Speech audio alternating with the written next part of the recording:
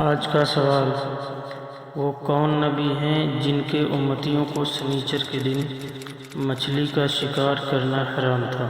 Option اے موسیٰ علیہ السلام، option B حضرت عیسیٰ علیہ السلام، آپشن سی حضرت داؤد علیہ السلام، آپشن ڈی حضرت سلیمان علیہ السلام۔ صحیح جواب ہے آپشن سی، حضرت داؤد علیہ السلام۔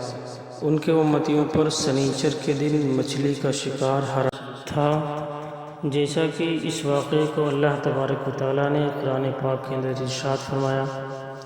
اس واقعے کا اجمالی بیان سورہ بقرہ اور رکوع نمبر 8 پر ہے، اور اس کا مفصل واقعہ سورہ اعراف کے اندر ہے۔